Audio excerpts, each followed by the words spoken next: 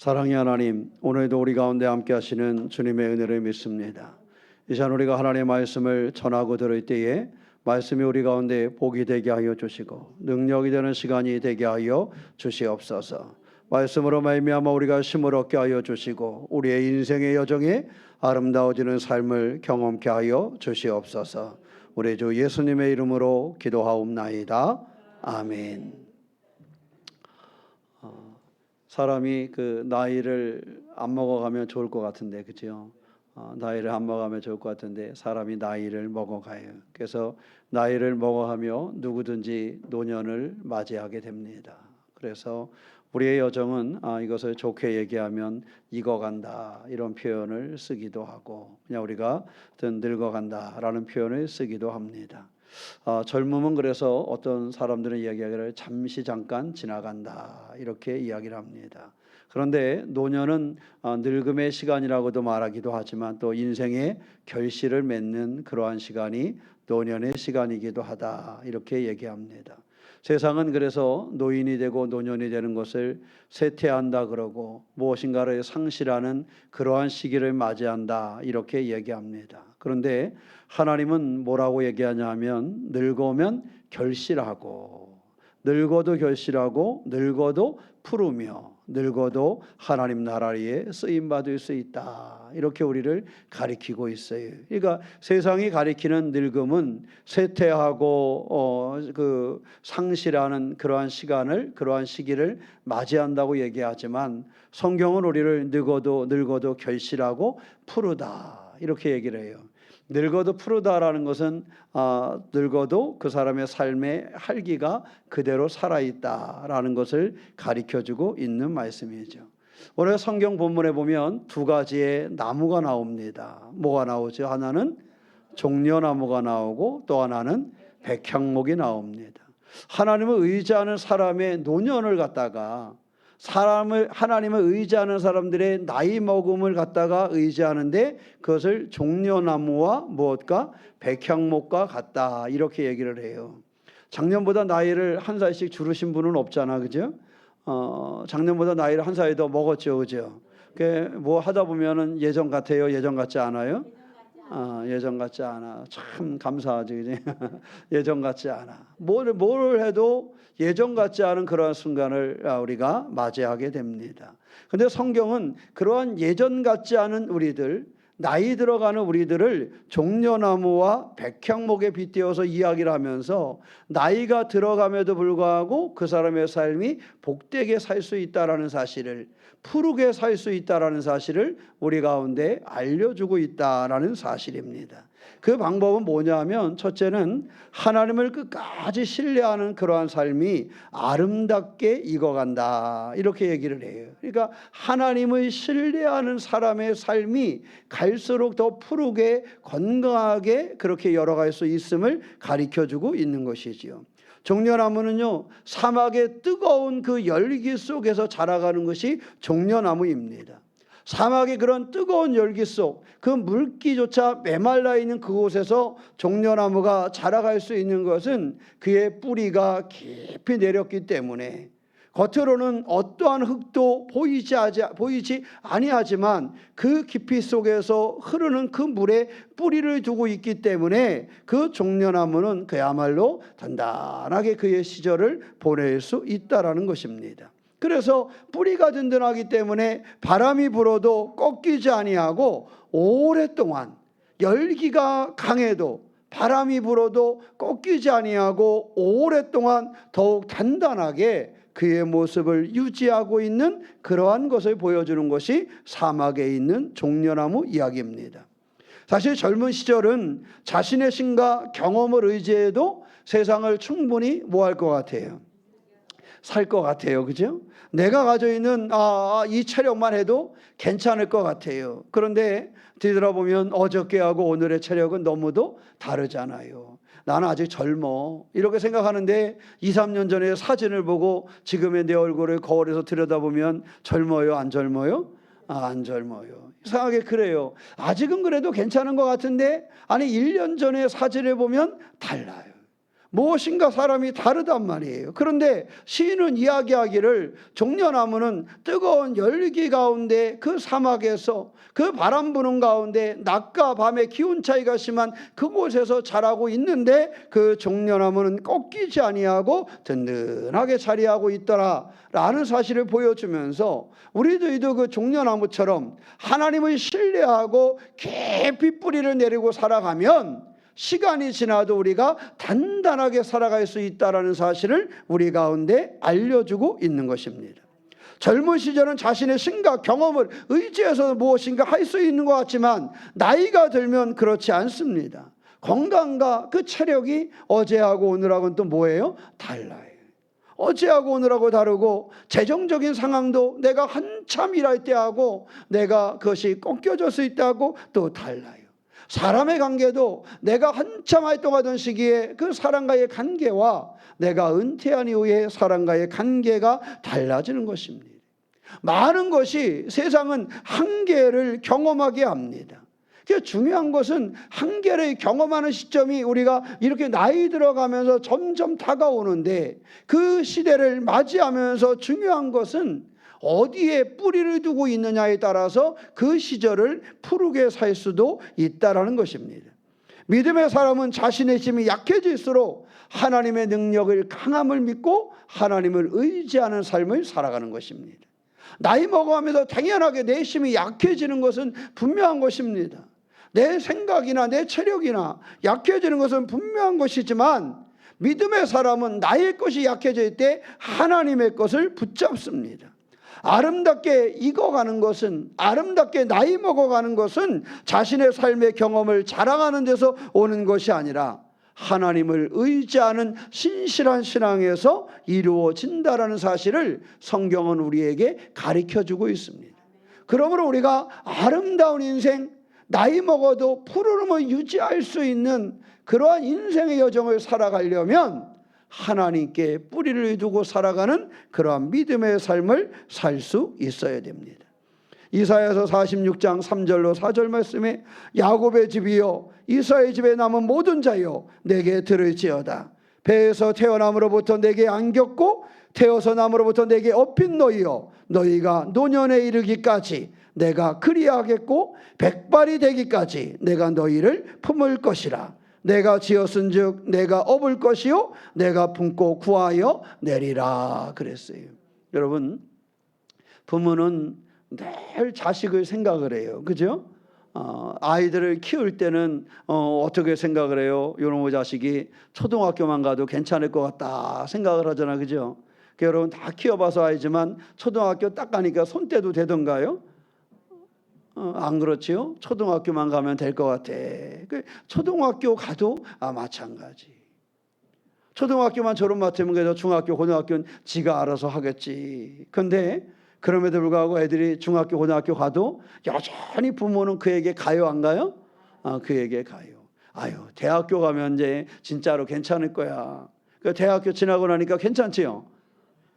안 그래. 애가 직장을 갖고 직장 생활을 해. 직장을 이제는 지 먹거리 지가 해결하고 됐어. 아무 걱정이 없지요. 안 그래요. 결혼하고 애들이 40이 되고 50이 되면 아무 걱정이 없잖아. 그죠? 안 그러더라고. 제가 저희 아버지 보니까 우리 아버지 걱정은 뭐냐 하면 저기 그래도 목사인데 오늘 교인들이 많이 왔다 갔나. 이게 늘 걱정이 되시나 봐. 그래서 제가 주일 예배 드리고 점심 챙기러 올라가서 이렇게 이제 그 집사람 갖다 주면 제가 챙겨서 이렇게 그러면 물어봐요. 오늘은 많이 왔었니? 이렇게 물어봐요. 오늘은 교인들이 많이 왔었어? 그게 걱정을 하시는 거야. 왜냐하면 다른 게 걱정이 아니고 신앙적인 걱정이 아니에요. 다른 게 걱정이 아니라 아들이 목사니까 괜히 그 목사는 교인들이 주일날 많이 와서 예배 드리고 가야 되잖아. 목사 입장에서. 그러니까 아버지 입장에서는 아들이 목사니까 그게 염려가 되는 거예요. 그러니까 딱 보다가 오늘은 많이들 왔다 가셨니? 이렇게 물어봐요.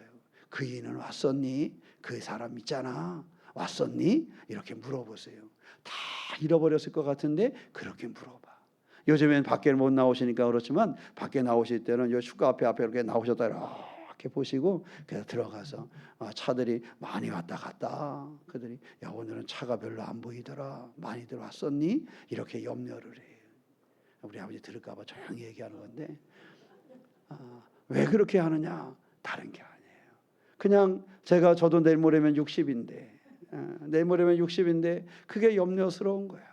저 아들이 목사라고 목회라고 있는데 교인들은 잘 왔다 갔는지, 교인들은 많이 왔다 갔는지, 그래서 목사인 내 아들이 걱정은 안 하는지, 저게 또 교인들이 적게 왔다 가면 걱정할 텐데. 그러니까 우리 아버지 걱정은 아들 걱정을 하는 거지. 아들. 난세가 내일 모레 100살인데 60 먹은 아들 걱정을 하고 있는 거예요. 여러분, 부모는요 자식 걱정을 안 할 수가 없어요. 그 자식이 몇 살이 되더라도 걱정을 안 할 수가 없더라고요. 우리 아버지 보니까 그래요. 어쩌면 지금 누워 계시는데 누워서 이렇게 듣고 있을지도 몰라. 찬송 소리가 많이 들리나? 아니면 평상시에 찬송 소리가 적게 들려서 적게 왔을까? 그럼 우리 아들놈이 저놈이 걱정하고 있지 않을까? 뭐 이런 생각을 하는 거예요. 부모는요 늘 자식에 대해서 그렇습니다. 그런데요 하나님도 그러시대는 거예요. 오늘 이사야서 46장 3절로 4절 말씀해 보니까 하나님도 그러하시대는 거예요. 우리가 살아가면서 세상의 부모들도 늘 자녀를 염려하고 자녀를 걱정하고 60 먹은 아들을 걱정하는 것이 부모의 마음인데 오늘 이사야서의 말씀을 보니까 하나님이 그러셨다는 거예요. 다시 한번 들어보세요. 야곱의 집이여 이스라엘 집에 남은 모든 자여 내게 들을지어다. 배에서 태어남으로부터 내게 안겼고 태어나면서부터 내게 안겼고 태에서 남으로부터 내게 업힌 너희여 그랬습니다. 이스라엘 백성을 향해서 너희가 태어나면서 내가 너희를 안았고 너희가 태어나면서 내가 너희를 업었다. 이것이 하나님의 말씀이에요. 그러면서 뭐라 그래요? 너희가 노년에 이르기까지 내가 그리하겠고. 야, 노년에 이르기까지 그리하겠대. 그리하겠다는 게 어떻게 하겠다는 거예요? 안고 업겠다라는 거예요. 하나님의 백성들이 노년에 이르기까지 하나님께서 우리를 안으시고 우리를 업으신다라는 거예요. 백발이 되기까지 내가 너희를 품을 것이라. 내가 지었은즉 내가 업을 것이요 내가 품고 구하여 내리라.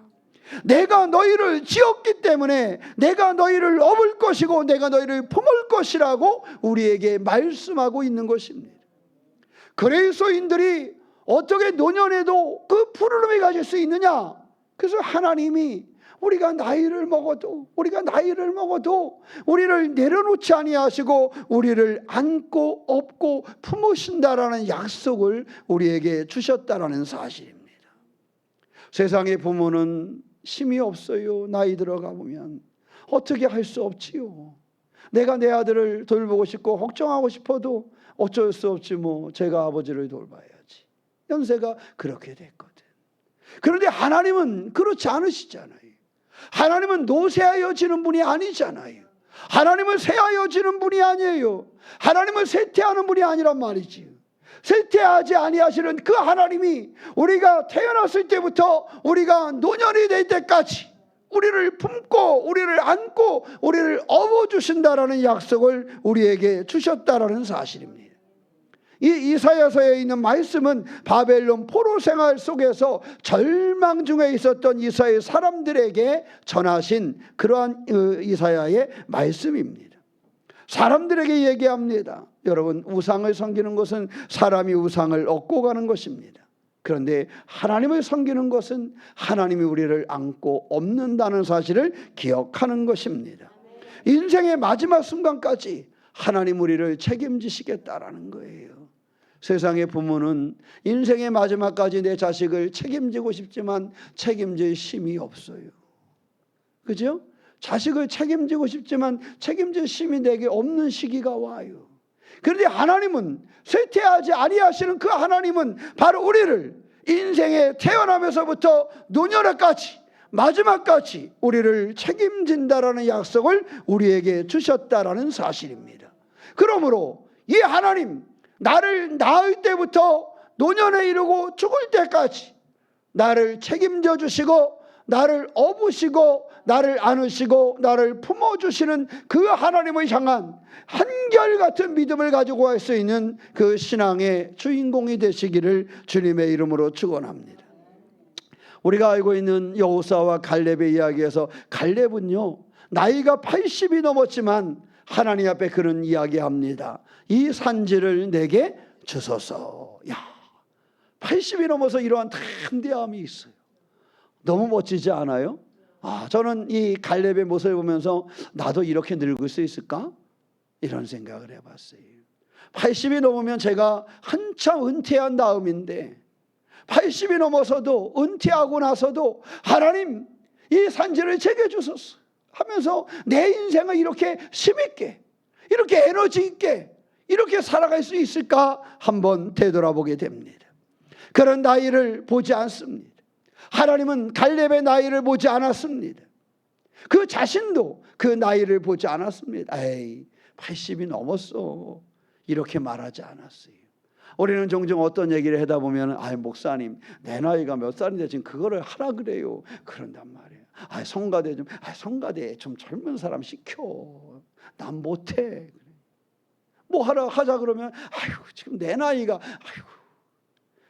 갈렙보다 나이가 어리신 분들은 회개하시기 바랍니다. 갈렙은 80이 넘었는데 그런 이야기하기를 그렇게 이야기하지 않았어요. 그런 자신의 나이를 보지 않았습니다. 그런 자신의 약한 그 모습을 보지 않았습니다. 오직 그가 바라본 것은 하나님의 약속이었습니다.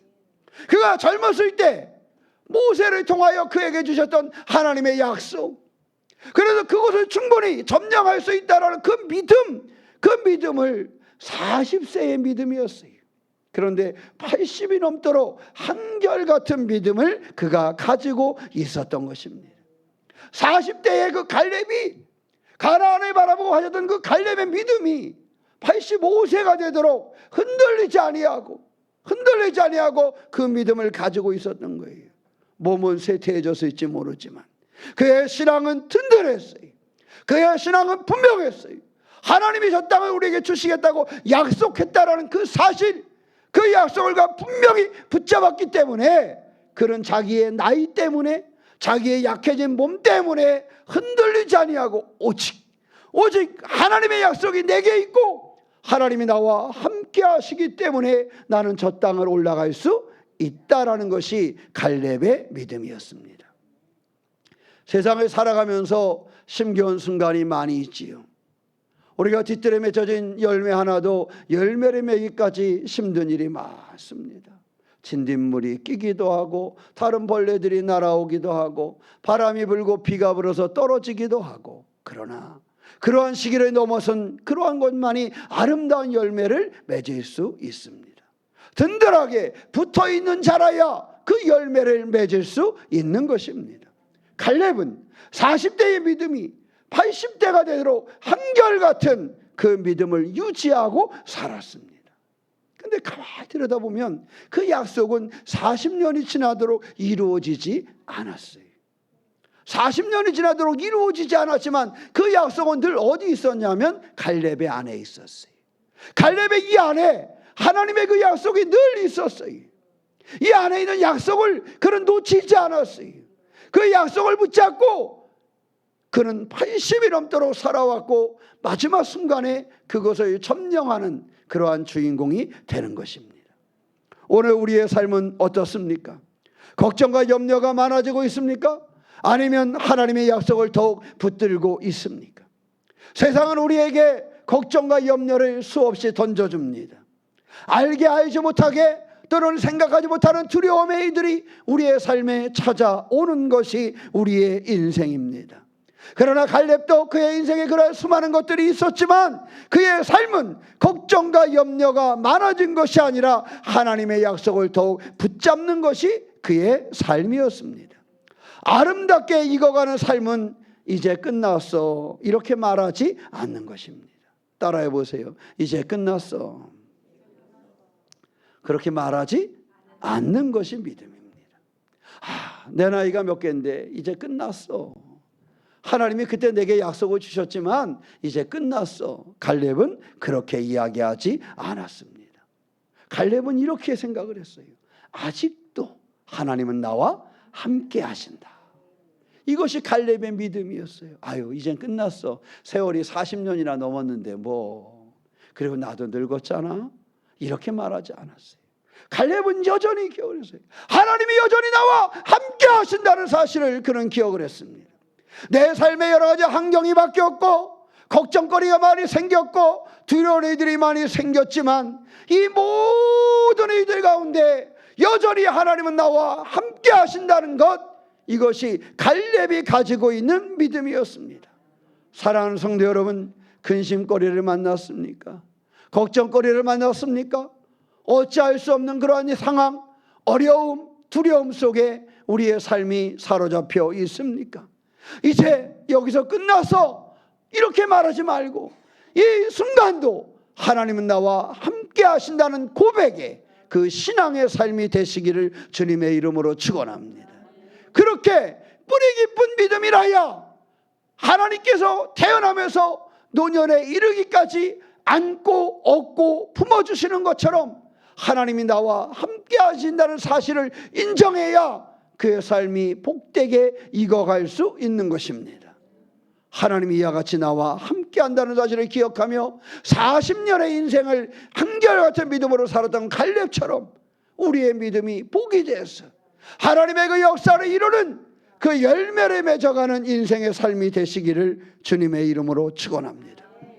두 번째는요, 기도와 말씀이 있어야 삶이 아름답게 익어갑니다.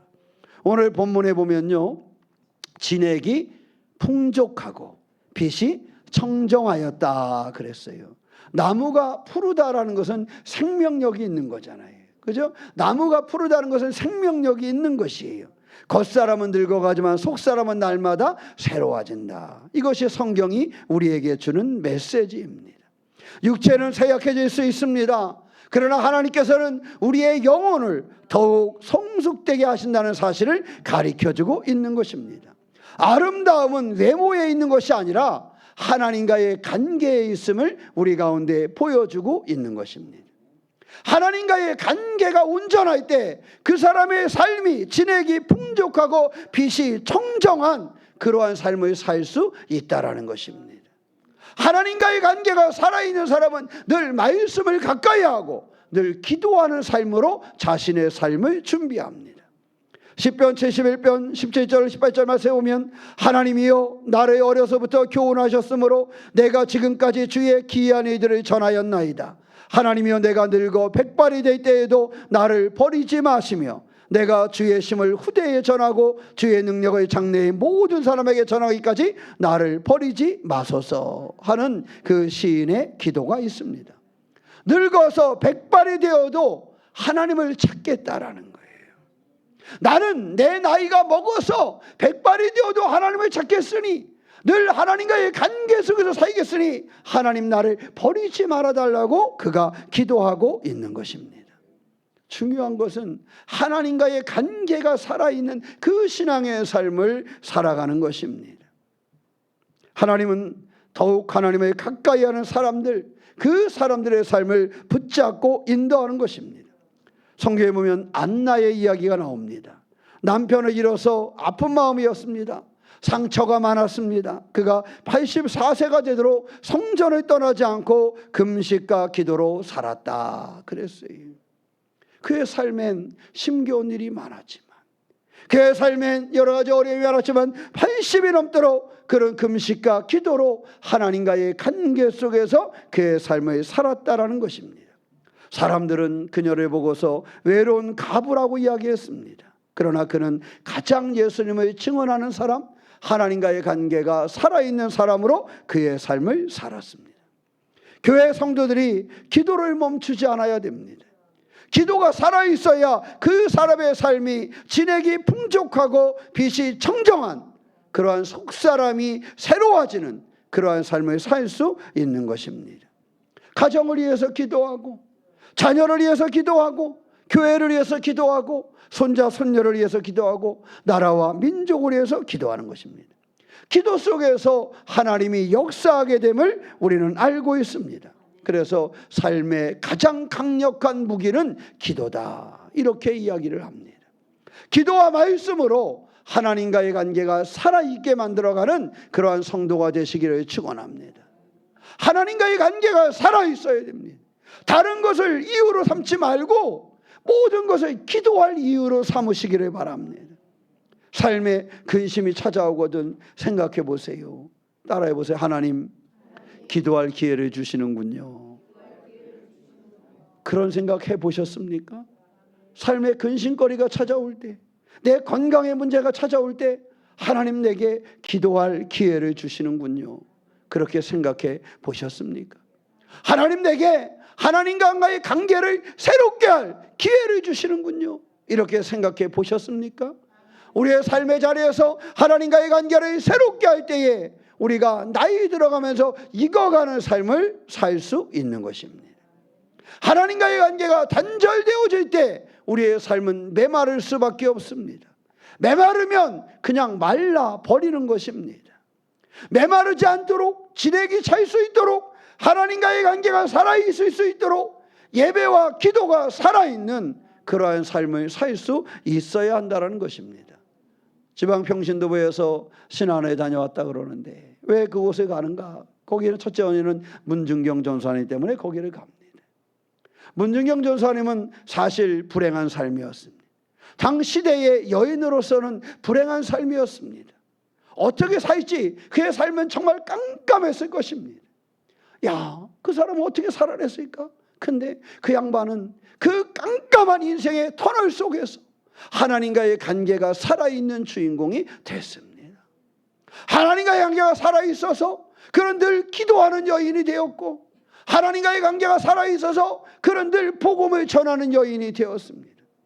문중경 전사님이 그 당시의 여인의 몸으로 얼마나 복음을 열심히 증거했는지, 그 섬 하나에서 나온 기독교 인구가 90%가 기독교인입니다. 그 한 섬에서 나온 인구가 90%가 기독교인이에요. 그런데 그저 그냥 90%가 된 것은 아닙니다. 그 중에는 우리나라의 CCC를 창립한 목사님도 그 섬 출신이고, 성결교회 총회장을 지냈던 목사님도 그 섬 출신이고, 우리 기독교 연합회 회장을 지냈던 목사님도 그 섬 출신입니다. 그 조그만 신안에 있는 섬 하나지만 거기서 나온 그 기도하는 사람들이 우리나라에 쟁쟁하게 기독교를 이끌어가는 지도자로 쓰임받은 사람이 200명이 넘습니다. 그 작은 섬에서 나온 그리스도인들이 우리나라의 기독교를 움직이는 주인공 된 사람이 200명이었어요. 그런데 그 200명이 다 누구의 영향을 받았느냐? 그 문중경 전사 그 한 사람의 영향을 받았어요. 그렇죠? 힘겹고 어려워서 당대에 남편도 없고 뭔가 어떻게 할 수 없는 그 순간에 그 예수 믿는 그 믿음으로 자기의 삶을 살았던 그 여인, 그 예수님을 어떻게든 증거하려고 예수님을 전하는 삶을 살았던 그 여인, 기도함으로 하나님과의 관계가 살아있었던 그 여인, 그 한 사람으로 말미암아 그 섬의 많은 사람들이 구원받았고 그들의 자녀들이 기독교의 소중한 리더로 쓰임받는 역사가 그 가운데 일어났다라는 사실입니다. 우리가 하나님과의 관계가 살아있을 때 그 놀라운 열매가 맺혀지는 거예요. 내 삶의 때때로는 근심과 걱정과 두려움과 내가 벗어날 수 없는 그 소용돌이 속에 있다 할지라도 하나님은 여전히 거기서도 나를 품고 계시는 분이다. 하나님은 거기서 여전히 나를 안고 계시고 나를 업고 계시는 분이 하나님이심을 가르쳐 줍니다. 내가 네가 10살까지만 그렇게 할게. 우리가 아까 보니까 그랬던가요? 아니었어요. 언제까지? 너의 노년까지. 내가 100발이 될 때까지. 내가 네가 20살 되면 못해. 그런 게 아니었어요.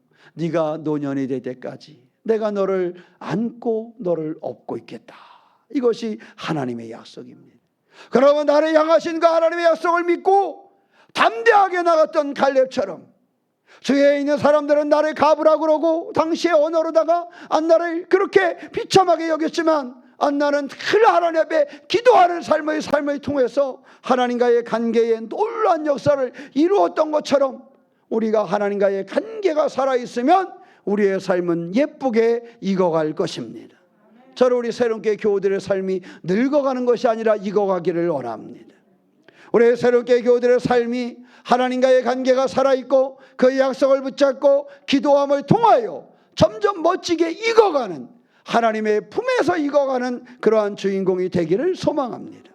세 번째는 믿음의 유산을 남기는 삶을 살아야 됩니다. 본문은 결실한다라는 말씀을 주셨어요. 열매를 자신을 위해서 존재하지 않습니다. 열매는 사실은 내가 열매를 익히지만 그 열매는 다음 세대들을 위해서, 다음 사람을 위해서 그 열매를 익히게 되는 것입니다. 노년의 열매는 단순히 한 사람의 업적, 한 사람이 뭘 했어, 이것을 말하는 것은 아닙니다. 한 사람의 그 신앙적인 영향력을 드러내게 되는 것입니다. 하나님께서는 믿음의 선배들을 통해서 후배들에게 믿음의 결실을 맺어가는 그러한 삶을 살기를 원한다라는 사실입니다. 시편 78편 4절 말씀에 우리가 이를 그들의 자손에게 숨기지 아니하고 여호와의 영예와 그의 능력과 그의 행하신 기이한 사적을 후대에 전하리로다 그랬어요. 네, 하나님의 일하심을 후대에 전하는 거예요. 하나님이 누구시냐? 이것을 늘 전하는 거예요. 이스라엘 사람들은 하나님께서 그 애굽에서 우리를 구원해 내셨단다. 그 밤에 하나님은 우리를 구원해 내셨어. 그 밤에 하나님 우리를 요단을 건너게 하셨고 홍해를 건너게 하셨고 그 밤에 강야를 지나게 하셨고 강야에서 우리에게 만나를 주셨고 강야에서 우리에게 메추라기 알을 먹이셨어. 이것이 그들의 고백이고 가르침이었습니다. 말씀을 전수해야 된다. 말씀을 전해야 한다라는 겁니다. 여러분 자녀들에게 늘 말씀으로 사이도록 전달하시기를 바랍니다. 사실 삶의 안경은 얼마나 힘겹고 얼마나 무서워요. 사실 하나가 열매를 맺어가는데 아까 말씀드린 것처럼 수많은 어려움이 있잖아요. 벌레가 먹어서 떨어지는 열매도 생길 수 있고 비바람 때문에 떨어지는 열매도 생길 수 있고 어떤 것은 열매는 뒤처지고 꽃이 피기 전에 떨어져 내리는 것도 있고 사실 많습니다. 세상에 여러 가지 그런 일들이 많이 있는데 제대로 열매를 맺는 나무가 되는 방법은 뿌리가 든든해야 되고 그 열매를 향해서 모든 것을 쏟아놔야 됩니다. 여러분 자녀들을 그 신앙의 결실을 맺도록 양육할 수 있는 삶이 되시기를 축원합니다. 몇 번 소개를 했는데 디모데후서 1장 5절 말씀에 이런 데 속에 있는 거짓이 없는 믿음이 있음을 생각함이라. 이 믿음은 먼저 내 외조모 로이스와 내 어머니 유니게 속에 있더니 내 속에도 있는 줄을 확신하노라. 누구의 속에? 디모데의 속에 있다. 첫째는 그것이 누구에게 있었다고요? 할머니에게 있었다. 할머니 로이스에게 있었다. 또 하나는 어머니 누구에게? 유니게에게 있었다. 외할머니와 어머니의 안에 있었던 그 믿음이 지금은 디모데에게 있었다라는 거예요.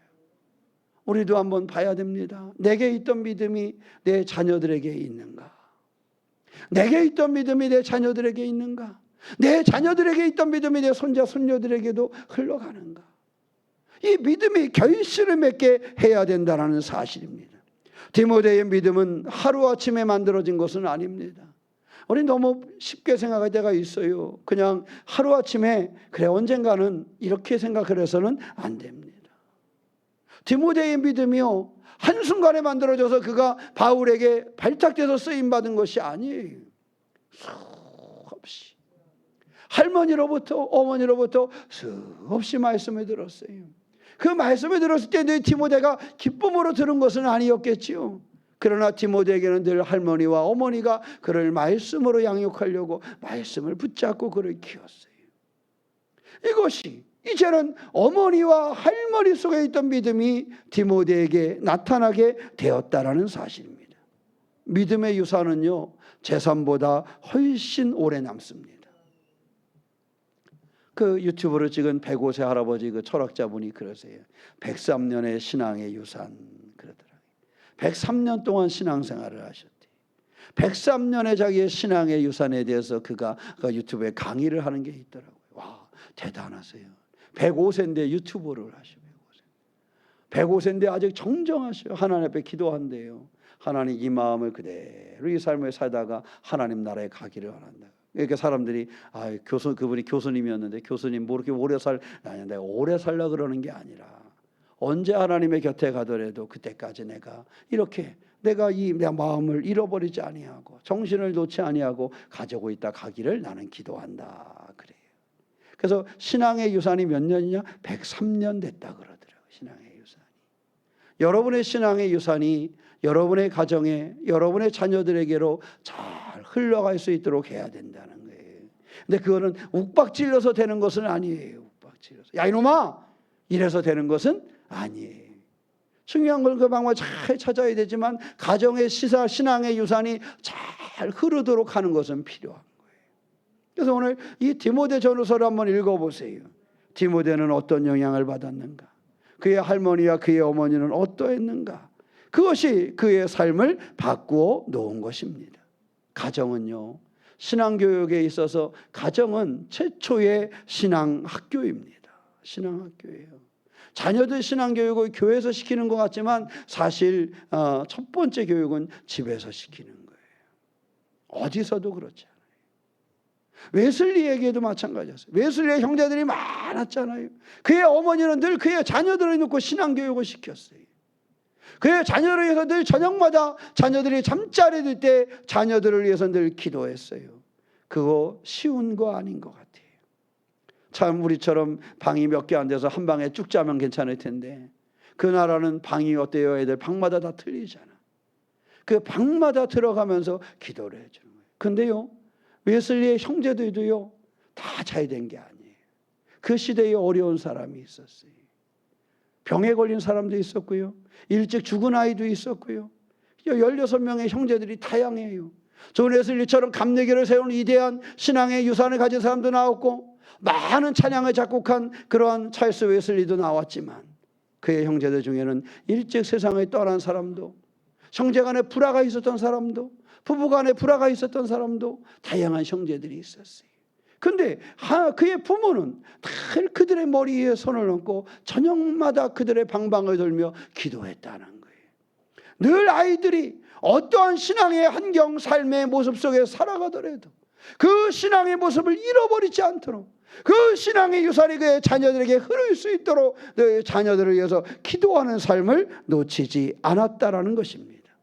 믿음의 유산은 재산보다 훨씬 오래 남습니다.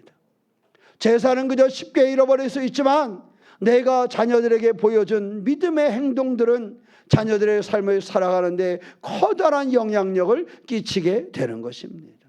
그래서 저는 자녀들에게 믿음의 유산을 잘 물려줬으면 좋겠어요. 요즘엔 교회가요, 통합예배라는 것을 많이 드려요. 한때는 교회가 커지면서요 다 나눴어요. 어떻게 나는 너무 사람들이 많으니까 야 우리 교회는 예배는 말이야 70대 이상은 따로 모여서 예배 드리자. 너무 많으니까 또 문화도 다르니까 또 우리는 애들은 몇 살은 몇 살대로 다 따로 근데 요즘에는 무슨 예배가 아니라 통합 예배를 많이 드려요. 통합 예배 드리는 교회가 많이 생기고 있어요. 그게 가보니까 어린애에서부터 뭐 하준이도 있지만 하준이보다 더 어린애부터 노인애들까지 함께 예배를 드리는 거예요. 쉬울까요? 어려울까요? 어렵죠. 설교를 듣는데 그 어린아이에서부터 다 들어요. 근데 그것을 이 나이 차이가 많고 남녀 직업 모든 차이가 같이 드려요. 서울에 있는 큰 교회들 가면 나눠서 드리는 데 많습니다. 대학교서들은 대학교서들끼리 예배 드리는, 왜 잘 통하니까 자기들끼리. 근데 지금은 안 그래요. 바뀌었어요. 다시 통합 예배를 드려요. 직업에 상관없이 나이에 상관없이 통합 예배를 드려요. 왜? 그것이 서로에게도 아름다운 영향력이 된다는 거예요. 자녀들이 부모하고 함께 예배를 드릴 때 그 자리에서 때로는 까불기도 하고 놀기도 하고 이러지만 예배를 자연스럽게 느끼고 그것을 습득해 가더라는 거예요. 따로 나눠서 예배 드릴 때는 아주 그렇게 했는데 같이 예배를 드리면서 자연스럽게 예배 드리는 모습이 무엇인지를 알아가더라는 거예요. 그래서 우리나라도 통합 예배를 드리는 교회가 많이 생겼고 지금 목포에도 통합 예배로다가 성장하는 교회가 있고 순천에도 통합 예배로 성장하는 통합적 교회가 하나 있는데 그 목사님이 열심히 그 일을 감당하고 있어요. 우리의 삶에 있어서 뭐냐? 그것은 바로 그런 것입니다. 믿음의 유산을 다른 사람들이 모아도록 해주는 거예요. 믿음의 유산을 느끼게 해주는 거예요. 내 자녀들이 믿음의 유산을 느끼게 해주는 거예요. 예배가 뭔지를 느끼게 해주는 거예요. 예전에는 나눠서 예배 드리면 그런 중학생은 별도로 하면 더 신나게 더 기쁘게 예배할 수 있지 않겠느냐. 그래서 많이 나눴는데 해보니까 그렇지 않더라는 거예요. 그래서 순천에 있는 교회 보니까요 성가대 드리는데 성가대가 5살짜리부터 80대까지 같이 앉아 성가대를 해요. 될 것 같아요? 안 될 것 같아요? 되더라고요. 찬양단에 서는데 찬양단이요 7살, 8살짜리부터 해가지고 40세, 50세까지 찬양단에 같이 서요. 하얀 티 입고 서가지고. 찬양이 되더라고요. 초등학교 아이가 찬양을 같이 부르는데 그러다 보니까 어른들도요 애들 찬양도 잘 부르고 율동하면서 잘 부르고 애들도 어른들 찬양을 잘 부르고 그러니 그 아이들이 성장해 가면서 자연스럽게 그 신앙의 울타리 가운데 자기가 성장해 가는 거예요. 이 일이 뭘까? 바로 신앙의 유산을 나누어주고 남기는 것입니다. 세상에 재산에 많이 남겨져도 하루아침에 주식을 샀다가 폭망해버리는 경우가 있고 세상에 큰 회사를 물려줘도 하루아침에 그 회사를 잃어버리는 사람들도 있습니다. 근데요 신앙의 유산을 물려받은 사람은 어떠한 환경에서도 그 환경을 뛰어넘는 그 신앙으로 살더란 말이지요. 그 신앙으로 삶을 이겨내더란 말이지요. 그 중요한 것 중에 하나가 신앙의 유산을 남길 수 있는 사람이 정말로 멋지게 익어가는 사람이 된다. 그래서 여러분의 가정에서 자녀들에게나 지인들에게도 신앙의 유산을 이렇게 넘겨줄 수 있고 함께 만들어갈 수 있는 주인공이 되시기를 주님의 이름으로 축원합니다. 바울은 순교를 앞두고 있었습니다. 그런 자신의 죽음을 두려워하기보다는 디모데를 걱정했습니다. 그에게 말씀을 맡기고 교회를 맡기기 원했기 때문입니다. 바울은 자신의 사역을 끝내는 것보다 믿음을 계승시키는 것을 더 중요하게 여겼습니다. 교회도 그렇지 않습니까? 교회도 교회의 믿음이 계승돼야 되지 않습니까? 우리에게서 우리의 후대로 교회의 그 믿음이 계승되어져야 되지 않겠습니까? 그것이 멈춰버린다면 슬픈 일이 되지 않겠습니까? 어느 목사님이 은퇴를 하면 후임 목사님이 와야 되고 성도들이 장로가 되고 또 은퇴하고 장로가 되고 은퇴하고 이런 교회가 돼야지. 그죠? 이렇게 믿음의 유산이 서로 이렇게 오고 가는 것이 돼야지. 그것이 끊어져 버리면 안 되지 않습니까? 그것이 멈춰버리면 안 되지 않습니까? 그래서요 이것이 멈춰버리면 큰 어려움을 겪습니다. 어려움이 없도록 신앙의 유산이 연결이 되어져야 되는 거예요. 가정에서는 자녀들에게로 연결이 되어져야 되고 교회에서도요. 교회에서도 60대에서 50대로 50대 40대로 신앙의 유산이 연결이 되어져야 되는 거예요. 그래야 교회가 살아있는 거예요. 지금 심겨운 거는 그런 교회입니다. 어떤 교회는 가보면 많이 모인다는데 다 70대야. 신앙의 유산이 아래로 흐르지를 않아. 그러면 이제 그 교회는 어떻게 될 수밖에 없어요. 자연스럽게 교회가 폐쇄될 수밖에 없는 것이지. 참 안타까운 일입니다. 신앙의 유산이 그렇게 흐르지 않으면 그렇게 멈춰버리고 마는 것입니다. 바라기는 신앙의 유산을 남길 수 있고 신앙의 유산을 흐르게 할 수 있는 그 주인공이 되시기를 축원합니다. 자녀들에게 무엇을 남기고 싶습니까? 큰 집을 지어서 집을 남겨주고 싶습니까? 아니면 땅을 좀 많이 사서 저 구교리의 땅을 좀 팍팍 남겨주고 싶으십니까? 아니면 기도의 무릎을 자녀들에게 물려주기를 원하십니까? 아이들이 여러분을 기억할 때 기도하는 부모로 기억하는 그러한 삶이 되기를 원하십니까? 아니면 돈을 많이 벌었던 부모로 기억되기를 원하십니까? 아이들이 어떤 부모의 모습을 더욱더 오래 간직하고 그의 삶의 모델로 삼을 수 있겠습니까? 우리는 얼마를 남겼냐가 중요한 것이 아니라 무엇을 남길 것인가를 한번 생각해 보아야 됩니다. 시인은 얘기합니다. 늙어도 여전히 결실하며 진액이 풍족하고 빛이 청정한다라고 얘기합니다. 인생이 나이 먹어가는 것이 내리막길이 아니라 믿음의 절정으로 올라간다는 사실을 가르쳐주고 있는 것입니다. 갈렙처럼 끝까지 하나님을 신뢰하는 그러한 성도가 되시기를 축원합니다. 안나처럼 끝까지 기도하는 그러한 믿음의 삶을 사시기를 축원합니다. 바울처럼 믿음의 유산을 자녀들에게 또 교회에서 후대에 그것을 넘겨줄 수 있는 주인공이 되시기를 축원합니다. 그러한 삶이 아름답게 익어가는 삶이 되는 것입니다. 그러한 삶이 결실하고 푸르고 하나님께 귀하게 쓰임받는 삶이 되는 것입니다. 저는 저와 여러분들이 인생이 늙어가는 것이 아니라 이렇게 아름다운 신앙으로 익어가고 결실하는 그런 신앙의 주인공으로 인생의 내리막길이 아니라 인생의 절정에 다다르는 신앙의 주인공으로 성장해 가기를 주님의 이름으로 축원합니다. 기도하겠습니다. 사랑의 하나님, 올해도 오시고 인도하시는 주님을 의지합니다. 우리 해남 새롬교회 모든 성도들이 삶이 결실하고 삶이 푸르고 우리의 삶이 하나님께 귀하게 쓰임받는 성도가 되기를 소망합니다. 주님, 우리를 붙잡아 주시옵소서. 갈렙처럼 끝까지 하나님을 신뢰하는 우리가 되게 하여 주시옵소서. 안나처럼 끝까지 기도하는 삶을 살게 하여 주시옵소서.